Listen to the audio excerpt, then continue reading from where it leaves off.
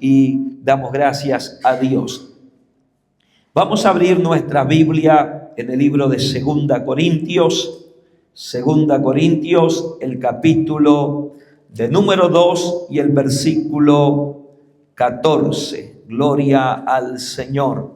Segunda Corintios, capítulo de número 2 y versículo 14 de la palabra de Dios, que nos dice así en esta noche: mas a Dios gracias, el cual nos lleva siempre en triunfo en Cristo Jesús, y por medio de nosotros manifiesta en todo lugar el olor de su conocimiento. Amén, hermanos. Mas gracias a Dios, el cual nos lleva siempre en triunfo en Cristo Jesús. Y queremos hablar en esta noche, o por lo menos comenzar con esta enseñanza, una parte, y seguramente que la semana que viene vamos a dar la segunda parte. Hermanos, queremos hablar acerca de los 5 secretos del triunfo de la iglesia.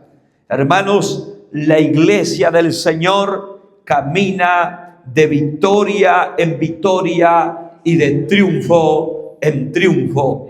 Y cuando hablamos de la iglesia del Señor, estamos hablando de toda la iglesia de Jesús sobre la faz de la tierra.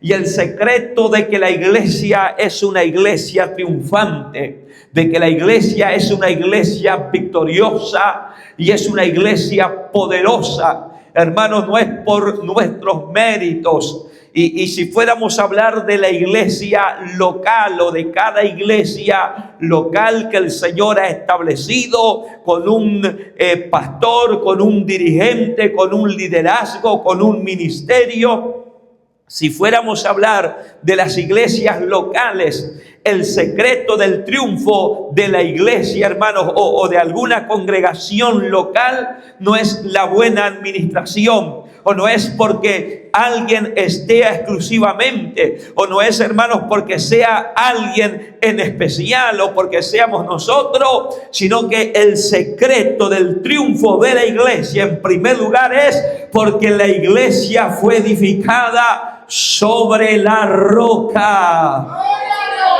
Alabado sea el nombre del Señor. Por eso el diablo va a intentar de todas maneras. Por eso el enemigo va a atacar, y siempre Satanás ha querido detener a la iglesia del Señor. Hermanos, si hay luchas y hay batallas, y cuando hablamos de iglesia, usted es una iglesia. Usted es la iglesia del Señor.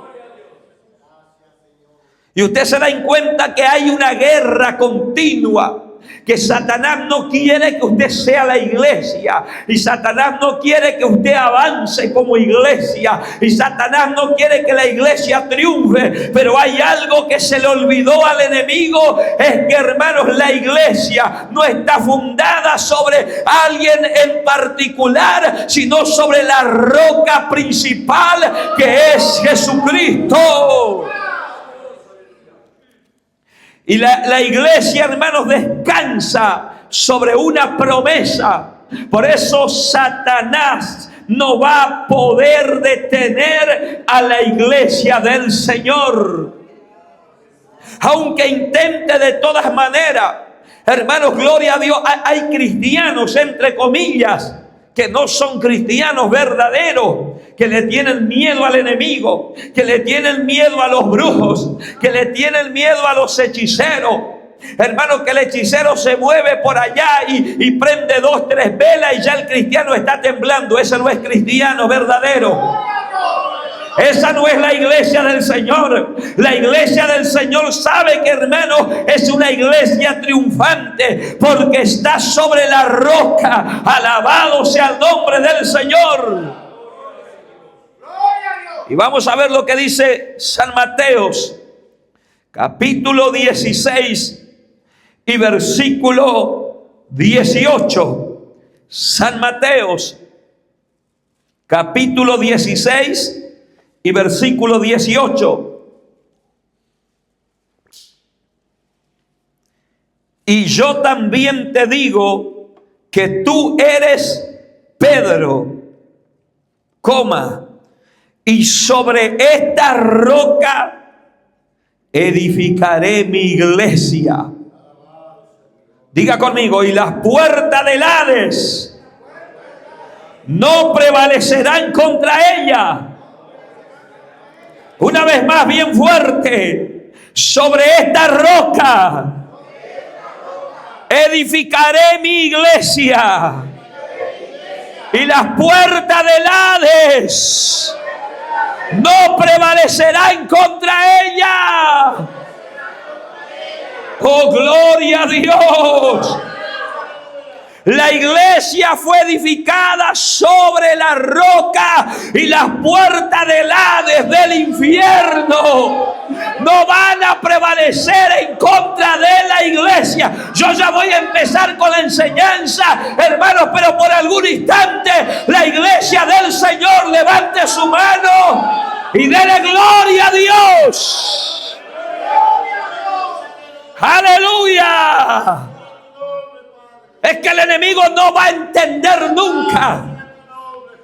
Satanás haría de todo, mi amado hermano y mi hermana, para derribarte. Usted ha sentido guerra, ha sentido batalla. El enemigo quiere desanimarte, pero hay un secreto que él no sabe: que usted es la iglesia, y las puertas del infierno no prevalecerán en contra de la iglesia. Shahalaba, aquí avanza. Se le olvidó al enemigo, se le olvidó al agüerero, se le olvidó al brujo, se le olvidó al hechicero que la iglesia está edificada sobre la roca. La iglesia tiene fundamento, que es Cristo. Aleluya. En una ocasión, hermanos, los enemigos de Israel veían que Israel era invencible. Israel, hermanos, no perdía una batalla, porque Dios mismo peleaba por Israel. Y entonces el enemigo dice: hay que buscar la manera para vencer a Israel. Israel no se le vence humanamente, porque Dios pelea por el pueblo de Israel. Aleluya. Hermanos, y dicen, la única forma, dice el enemigo, en este caso el rey, hermanos, Balac, la única forma de detener al pueblo de Israel es maldiciendo, porque este pueblo es bendito por el Señor, y un pueblo bendecido por Dios, no hay enemigo que lo pueda vencer o derrotar. Aleluya. La única manera es que Dios maldiga a este pueblo. ¿Y sabe qué vamos a hacer?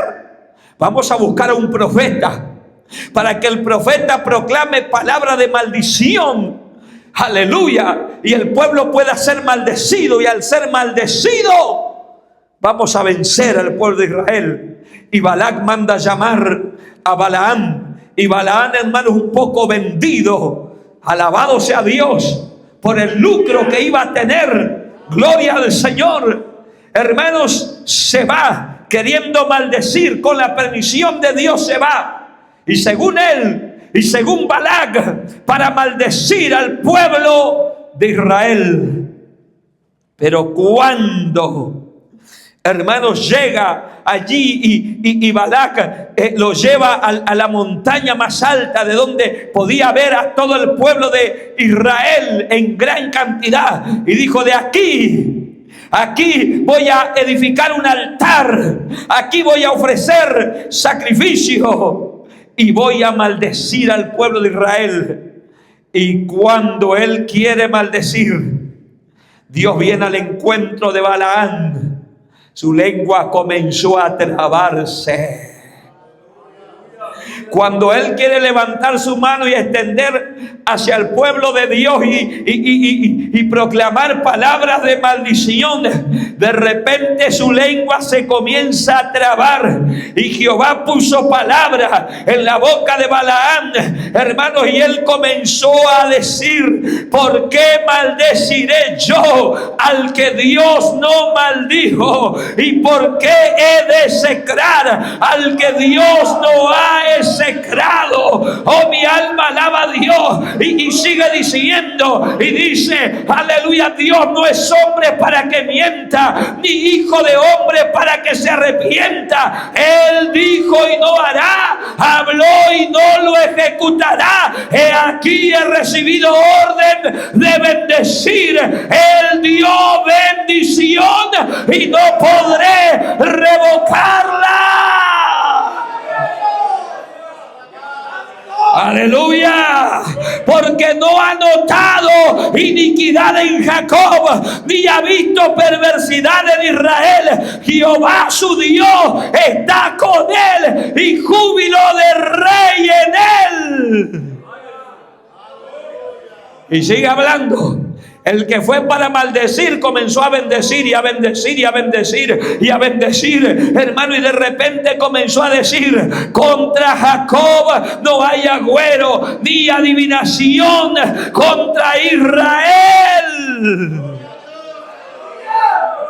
Es que contra el pueblo de Dios no hay, hermano, adivinación, no hay brujería, no hay agüerero que prevalezca. La iglesia es triunfante porque la iglesia del Señor está edificada sobre la roca. Sobre esta roca edificaré mi iglesia. Hermanos, el Señor está aquí dialogando con el apóstol Pedro. Y por ahí muchos piensan de que el Señor está diciendo que está edificando la iglesia sobre Pedro. Si la iglesia fuese edificada sobre Pedro, hermano, la iglesia no habría sobrevivido al primer ataque del enemigo. Si la iglesia fuese edificada sobre Pedro, la iglesia no había sobrevivido a la persecución. Pero la iglesia no fue edificada sobre Pedro, y vamos a ir viendo, alabado sea Dios, sobre qué roca está edificada la iglesia. Hermanos, el Señor utilizó aquí un juego de palabras entre Pedro, que significa fragmento de roca. Pedro significa un fragmento, una parte de roca o una piedra pequeña. Pero la iglesia no está edificada sobre Pedro. No obstante, Pedro mismo más tarde intentó de aclarar esta confusión. Y mire lo que dice el mismo Pedro en Hechos capítulo 4 y versículo 11. Hechos capítulo 4 y versículo 11 dice así: este Jesús es la piedra reprobada por vosotros los edificadores, la cual ha venido a ser cabeza del ángulo. Y el verso 12 dice: y en ninguno otro hay salvación, porque no hay otro nombre bajo el cielo dado a los hombres en quien podamos ser salvos. No hay otro que pueda salvar. No hay otro, hermanos. Él es la piedra.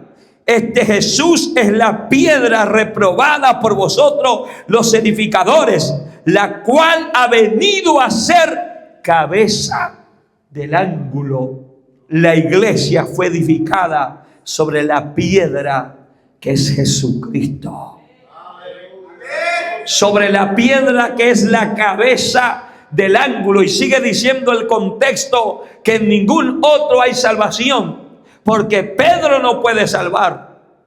Hermanos, como algunos dicen que Pedro era el primer papa, hermanos. En primer lugar, hermanos, Pedro hasta esposa tenía, porque el Señor sanó a la suegra de Pedro. Aleluya. Y hablando sobre esto, hermanos, estos papas de la actualidad creen tener el poder de decisión de salvar o de quién va a ser salvo o no va a ser. Pero en ningún otro hay salvación. Pedro era apóstol del Señor Jesucristo, de la iglesia primitiva, alabado sea Dios. Pero ni siquiera él era la piedra. Y él, hermano, aleluya, bendito sea Dios, la iglesia no ha sido edificada sobre Pedro, ni sobre ningún otro apóstol, ni sobre nadie más, sino sobre la piedra, aleluya, principal, que es Jesucristo. A su nombre sea la gloria. Vamos a ver lo que él vuelve a decir. En 1 Pedro, capítulo 2, verso 4. Se ve que Pedro tenía esta preocupación de aclarar, hermanos, de que nadie piense de que la iglesia fue edificada sobre él. 1 Pedro, capítulo 2, verso 4. Dice así, se encontró, me acompaño, si no, hermanos, puede atender a la lectura. Acercándoos a él, piedra viva, desechada ciertamente por los hombres, mas para Dios escogida y preciosa. Vosotros también, como piedras vivas, sed edificados como casa espiritual y sacerdocio santo, para ofrecer sacrificios espirituales aceptables a Dios por medio de Jesucristo, por lo cual también contiene la escritura: he aquí pongo en Sión la principal piedra del ángulo, escogida, preciosa, y el que creyere en él no será avergonzado. Para vosotros pues, los que creéis, él es precioso, pero para los que no creen, la piedra que los edificadores desecharon ha venido a ser la cabeza del ángulo y piedra de tropiezo y roca que hace caer. Aleluya. El primer secreto del triunfo de la iglesia y de que la iglesia es vencedora y no lo puede detener el enemigo, es que la iglesia fue edificada sobre la roca. ¿Y quién es esta roca? Cristo Jesús. Aleluya. Hermanos, Jesús está preguntando y está diciendo: ¿quiénes dicen los hombres que es el Hijo del Hombre? Ellos dijeron, unos dicen que es Juan el Bautista, otros Elías, otros Jeremías o alguno de los profetas. Y él les dijo: ¿y vosotros quién decís que sois yo? Respondiendo Simón Pedro dijo: tú eres el Cristo, el Hijo del Dios viviente. Entonces le respondió Jesús: bienaventurado eres Simón, hijo de Jonás, porque no te lo reveló carne ni sangre, sino mi Padre que está en los cielos. Y yo también te digo que tú eres Pedro, y sobre esta roca. Ahora, ¿sobre qué roca? Sobre la roca que viene hablando. Viene hablando de quién dicen que soy yo, dice Jesús. Y Pedro le dice: tú eres el Cristo. Bueno, sobre esta roca edificaré mi iglesia. Aleluya. Inmediatamente después que Pedro le dice: tú eres el Cristo, el Hijo del Dios viviente, inmediatamente Jesús declara: y yo también te digo que tú eres Pedro, y sobre esta roca edificaré mi iglesia, y las puertas del Hades no prevalecerán contra ella. ¿Cuál roca? Tú eres el Cristo, el Hijo del Dios viviente. Jesús solo prometió edificar la iglesia después de oír esta declaración. Jesús no promete edificar su iglesia antes de oír esta declaración. Pedro era el apóstol de la iglesia primitiva, amados hermanos, pero mientras Jesús no está seguro que él sabe de quién es el mérito, no va a edificar la iglesia. No va a dar esta declaración solo cuando él sabe que Pedro, a pesar de predicar después más adelante y ganar miles de almas. Pero Pedro sabe sobre quién está edificada la iglesia. Aleluya. Hermanos, el problema de muchos es que se creen que la iglesia los ha edificado ellos. O creen que ellos se llevan los méritos. No, mis hermanos. La iglesia está edificada sobre Cristo. Él es el fundamento principal. Por eso nosotros no podemos cambiar nada. Nosotros hemos sido llamados, hermanos, para pastorear, pero no hemos comprado a la iglesia. La iglesia no costó nuestra sangre. La iglesia costó la sangre de Cristo. Y por eso, como pastores y como ministros, tenemos la responsabilidad, hermano, y no nos podemos dejar influenciar ni por el sistema, ni por el enemigo, ni por nadie, ni por ninguna liviandad o mundanalidad, hermanos, porque la iglesia no es nuestra y por tanto nosotros no podemos cambiar nada de lo que ha sido edificado. A su nombre, gloria.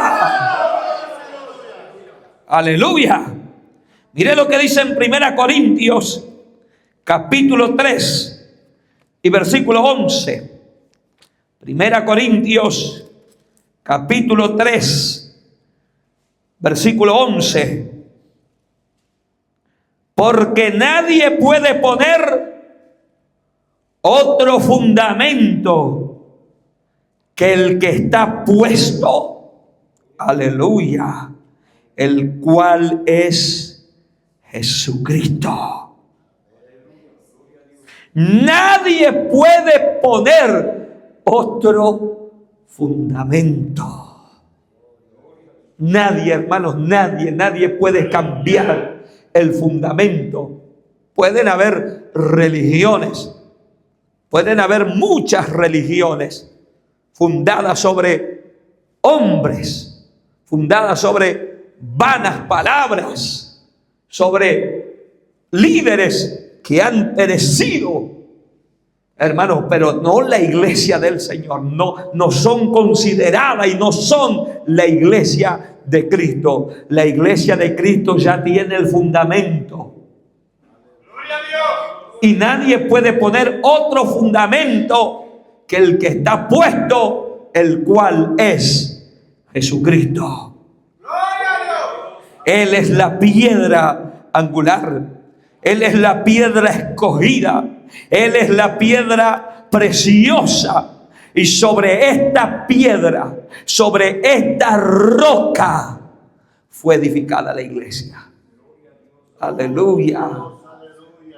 La iglesia fue edificada sobre Jesús. Hermanos, hay una parábola que el Señor refiere acerca de la edificación de una casa, sobre la roca o sobre la arena. Una casa que fue edificada, hermanos, sobre la roca. Dice, compararé, a cualquiera que me oye estas palabras y las hace, le compararé a un hombre que edificó su casa sobre la roca. ¿Qué pasó? Descendió lluvia, vinieron ríos y soplaron vientos y golpearon contra aquella casa y no cayó, porque estaba fundada sobre la roca. Pero cualquiera que oye estas palabras y no las hace, le compararé a un hombre insensato que edificó su casa sobre la arena. Descendió lluvia, vinieron ríos y soplaron vientos y dieron con ímpetu contra aquella casa y cayó, y fue grande su ruina. ¿Sobre qué está usted edificado? Si usted está edificado, si usted es iglesia del Señor, usted está edificado sobre Cristo.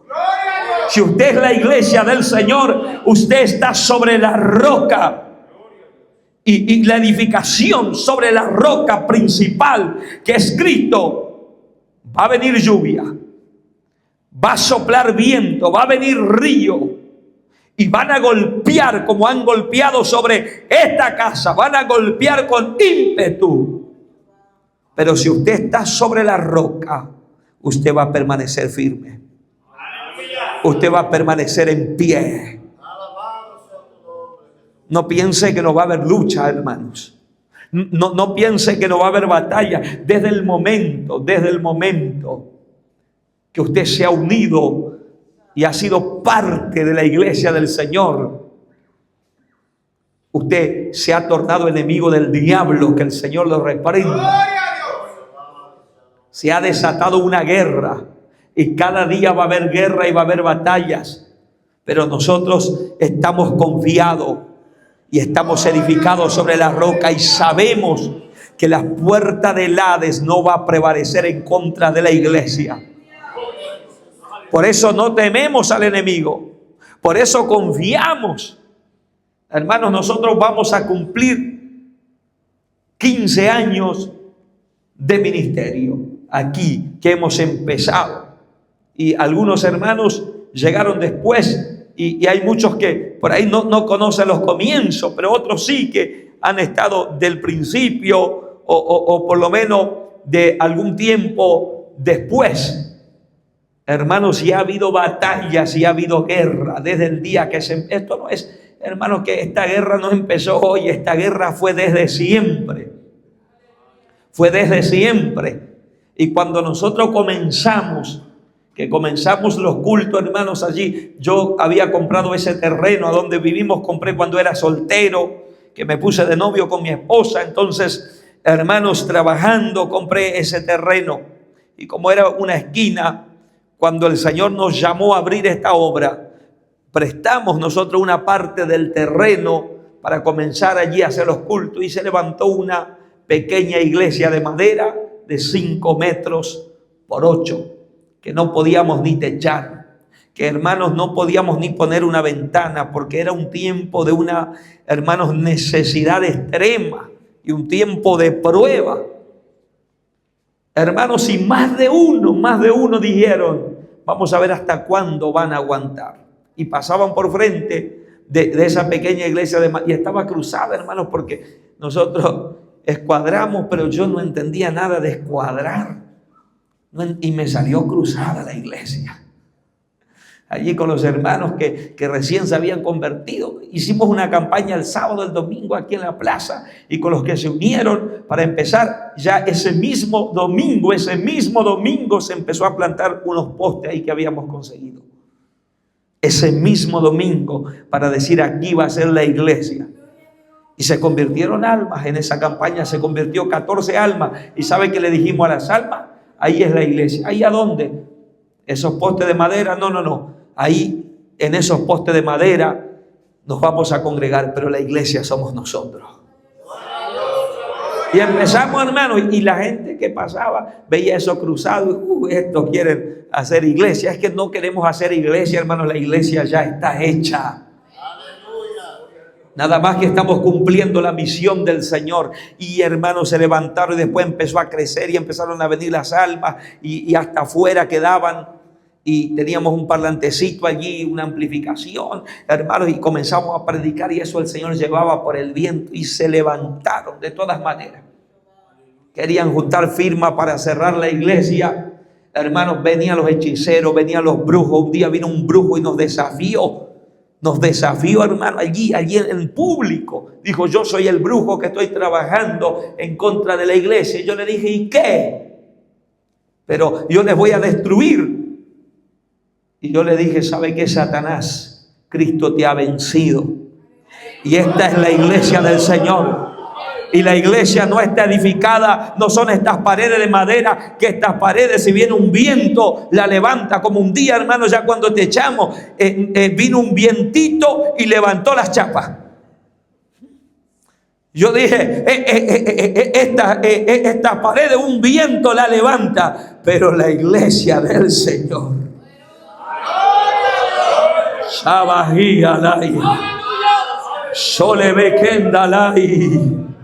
La iglesia del Señor. Sobre esta roca edificaré mi iglesia, y las puertas del Hades no prevalecerán en contra de ella. Se levantó el enemigo de todas formas, hermanos. Y nosotros allí, hermanos, pasando necesidad, pero firme, porque teníamos convicción de que Dios nos había llamado. Y con mi esposa dijimos, aquí no nos mueve nadie. No nos mueve nadie. Comiendo zapallo a la mañana, zapallo al mediodía, zapallo a la noche. Shamay. Eleva Candalaya. Alabado sea Dios. Hermanos, sin tener para la leche para mi niña Keila. A veces ella lloraba y no había leche. Y yo buscaba trabajo y Dios me cerraba las puertas. Y el enemigo decía, mira, aleluya, Dios no te llamó en este lugar. Vas a perecer, tu familia va a perecer. Pero hermanos, nosotros sabíamos quién nos ha llamado. Oh, Rabashandaray. Y cuando usted está edificado sobre la roca, cuando usted conoce quién te ha llamado, quién te ha establecido, no te va a mover nadie. Y la iglesia comenzó a crecer, hermanos. Y Dios comenzó a bendecir. Después compramos este terreno, construimos este templo por fe, aleluya. Siempre con batallas, siempre con luchas, porque es una guerra continua, pero descansando en la promesa que las puertas del Hades no prevalecerán en contra de la iglesia. Alabado sea el nombre del Señor. Hermano, y cuando comenzó a crecer la iglesia, aquí este barrio, cuando nosotros vinimos, hermano, en esta parte no había nada. No había nada, algunos habían comprado recién los terrenos, estaban comenzando a construir y de repente viene alguien y me da un consejo y me dijo, pero pastor, ¿por qué usted no va más al centro? Busca un lugar, alquile en el centro para empezar a ganar almas allí. Y yo le dije, no, aquí nos puso el Señor del otro lado de la ciudad y aquí Dios, si nos va a bendecir aquí. Aquí Dios nos va a prosperar y aquí Dios va a salvar las almas. Alabado sea el nombre del Señor. Dios va a traer de donde tengas que traer, pero de aquí no nos vamos a mover. Y aquí nos ha bendecido el Señor, hermanos.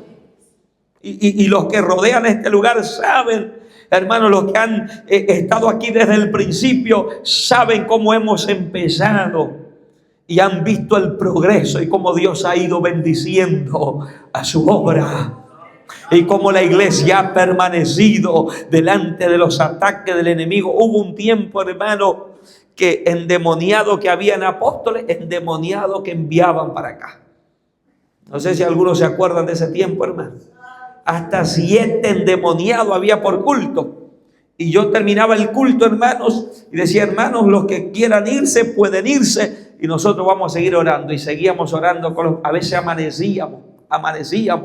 Hermano, y cuando de repente un endemoniado estaba por aquí, un familiar venía a ver. Y cuando venía a ver, ¿por qué no se iba? Se endemoniaba al pisar la puerta allí. Y no dormíamos, hermano. No dormíamos de día, de noche, de madrugada. Era una batalla con los endemoniados. Yo tenía mi casa allí, no había muro, no había cerco, no había nada. Y allí tenía mi pieza al frente. Hermanos, y allí llegaban a la ventana de casa, a veces abrían, pastor, con la cabeza para adentro. Está endemoniado fulano. Y nosotros, hermanos, a las 3 de la madrugada, a las 12 nos íbamos. Amanecíamos orando. Y había momentos que el diablo nos quería cansar, hermanos, cansar. Pero sabíamos quién nos llamó. Y sabíamos, hermanos, sobre qué promesa descansa la iglesia. Sobre esta roca edificaré mi iglesia y las puertas del Hades no prevalecerán en contra de ella. Este es el primer secreto del triunfo de la iglesia, es que la iglesia fue edificada sobre la roca. Hermanos, cuando los hombres de Dios querían algo que expresara firmeza y seguridad, se referían al mismo Señor como una roca firme y segura. Usted puede mirar después, no vamos a leer los textos porque quiero avanzar al segundo punto. Usted puede mirar Génesis 49, 24, puede mirar Deuteronomio 32, 4, hermanos, que habla sobre el Señor que es la roca. En Samuel Aleluya. En 2 Samuel 22:47, David expresa: viva Jehová y bendita sea mi roca y engrandecido sea el Dios de mi salvación. El segundo secreto del triunfo de la iglesia es que la iglesia camina en oración. Aleluya. El segundo secreto del triunfo de la iglesia a lo largo de los siglos ha sido la oración. La oración es uno de los principales recursos que Dios puso a disposición de la iglesia en la tierra. La oración moviliza el cielo entero a nuestro favor. ¿Sabe por qué hay batallas que usted no puede vencer? Porque usted, hermanos, no usa de este recurso que dispone como iglesia, que es la oración. Porque a veces somos perezosos y fiaquentos para orar. Hermanos, gloria a Dios. Pero la iglesia que quiere triunfar tiene que ser una iglesia de oración. Porque el segundo secreto del triunfo de la iglesia ha sido, es y será la oración. Abra su Biblia un poco en Hechos, en el capítulo 12. Vamos a meditar un poquito aquí, hermanos. Aleluya.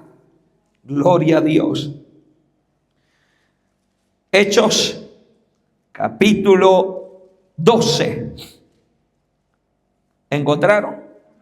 Amén. Cuando ustedes encuentren, dejen ahí abierto para que después leamos. Pero mírenme aquí, hermanos. Ya cuando encuentren, mírenme.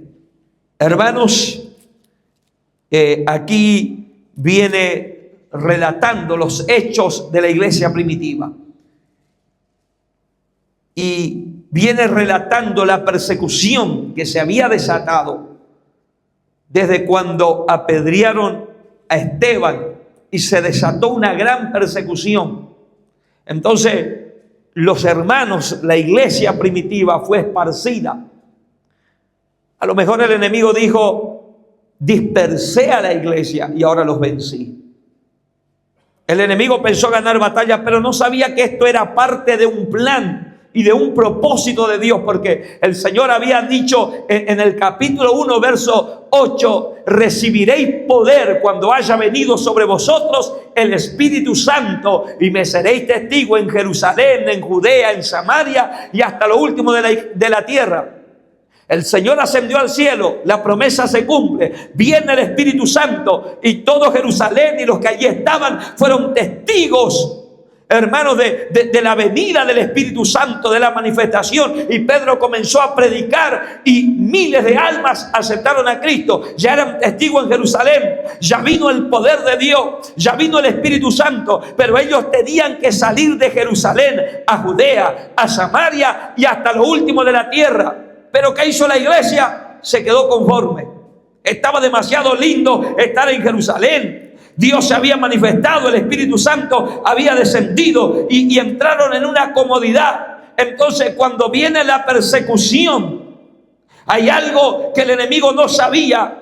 Porque, hermanos, Dios va a usar toda circunstancia para cumplir los propósitos. Y cuando el diablo pensó que venció o derrotó a la iglesia, es cuando más cerca está la iglesia de cumplir el propósito y la misión que Dios le ha encomendado. Aleluya. Los hermanos, ahí viene la persecución. Apedrearon a Esteban, la iglesia se esparció porque vino una gran persecución. Pero mire lo que dice en el capítulo 8 de Hechos, versículo 4. Usted siga allí, hermanos, en donde está. Ahora ya vamos a llegar.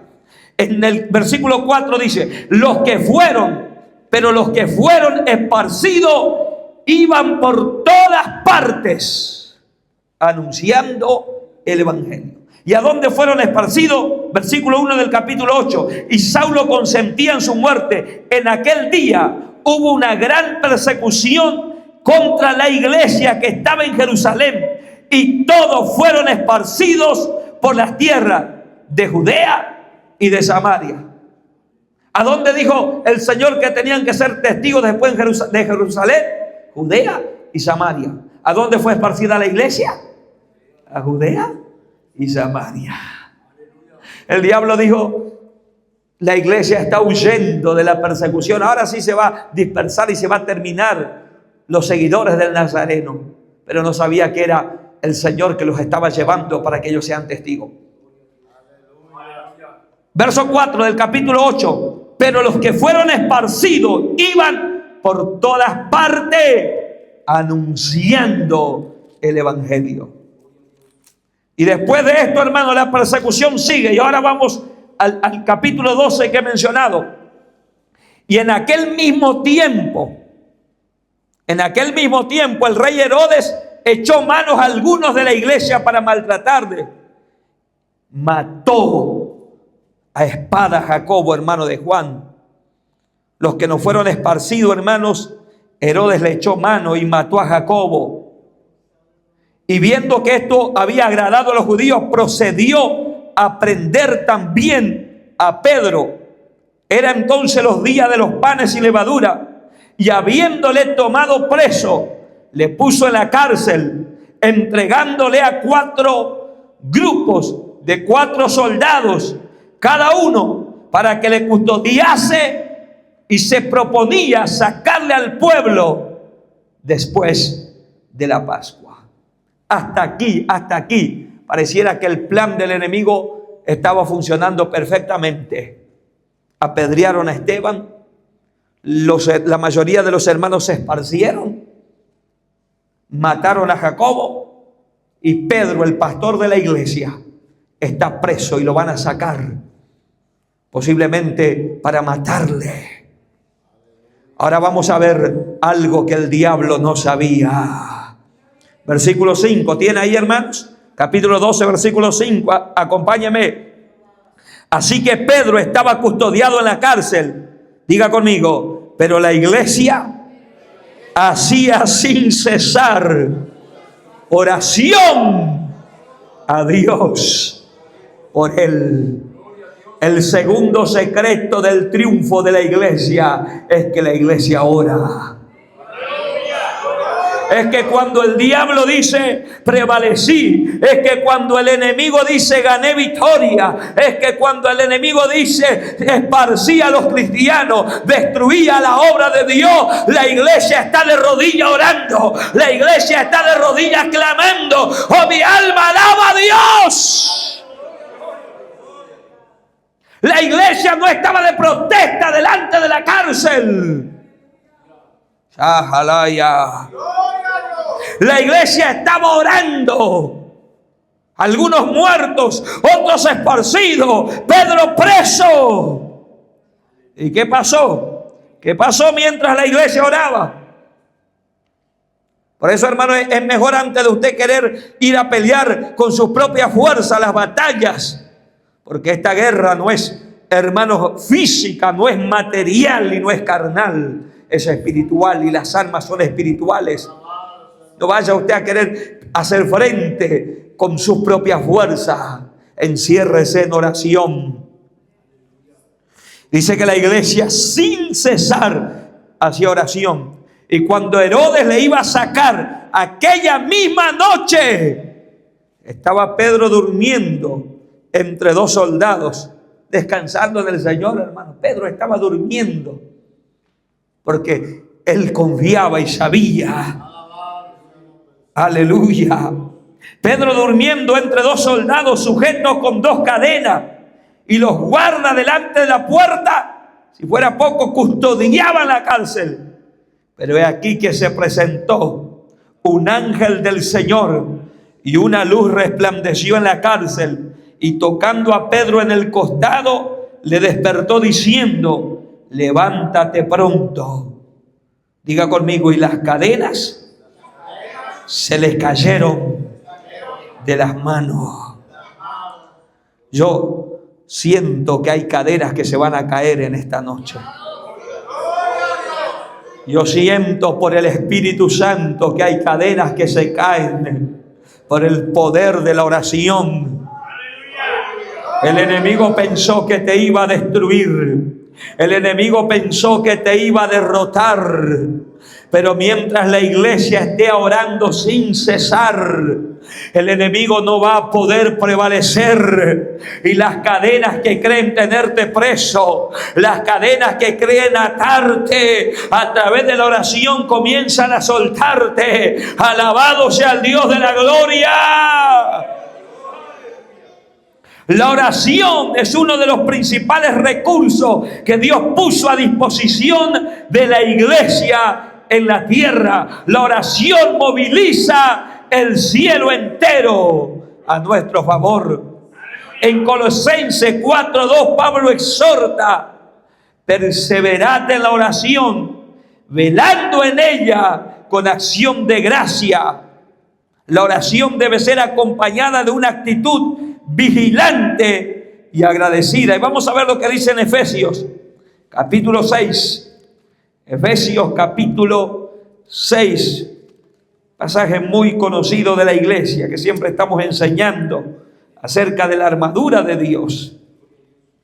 El capítulo 6, a partir del verso 10, Pablo va a hablar a la iglesia de Efeso acerca de la armadura, de que nuestra guerra no es contra sangre ni carne, sino que es contra potestades, contra principados, contra los gobernadores, y que tenemos que tomar toda la armadura de Dios para poder resistir en el día malo.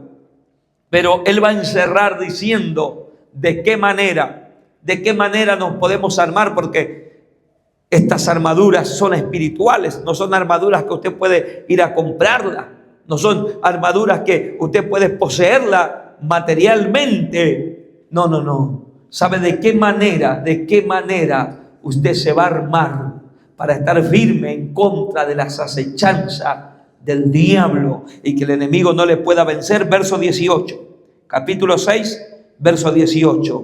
Orando en todo tiempo, con toda oración y súplica en el Espíritu, y velando en ello con toda perseverancia y súplica por todos los santos.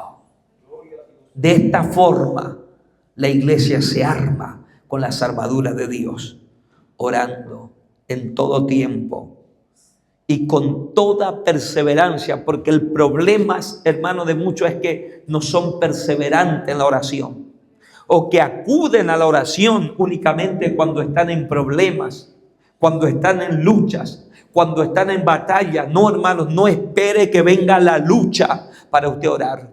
No espere que todo esté a mal para usted orar. No espere que haya dificultad para usted orar. La iglesia continuamente tiene que estar orando. La oración tiene que hacer parte de nuestras vidas. La iglesia tiene que orar sin cesar y tiene que ser perseverante en la oración. Velando, orando y velando, porque hay muchos hermanos que oran pero no velan y caen en la primera tentación del enemigo. Nosotros tenemos que estar orando, pero vigilante, con toda perseverancia y súplica por todos los santos. Quiere decir que en la oración para la armadura, nosotros tenemos que orar por todos. Porque, hermanos, es que aquí no hay egoísmo. No es que, hermanos, no, yo quiero armarme, voy a orar por mí. Yo quiero armarme, voy a pedir para mí. No. El apóstol dice, ¿sabe de qué manera nos vamos a armar? Orando, no solo por mí, sino por todos los santos. Por toda la iglesia del Señor. Porque la iglesia es un cuerpo unido. Alabado sea Dios. Hermanos, aleluya. Y si el enemigo ataca a uno, todo el cuerpo va a sentir. Porque todos somos un solo cuerpo. Por eso usted, para armarse, tiene que estar orando por todos sus hermanos.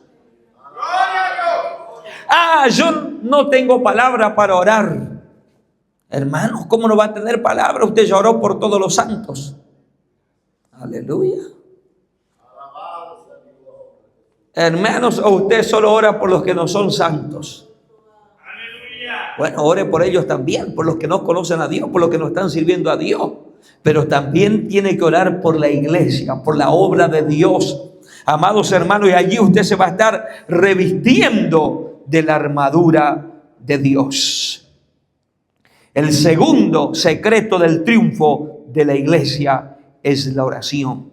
Una iglesia que ora es una iglesia invencible. Una iglesia que ora es una iglesia triunfante. Una iglesia que ora es una iglesia victoriosa. Nada se puede interponer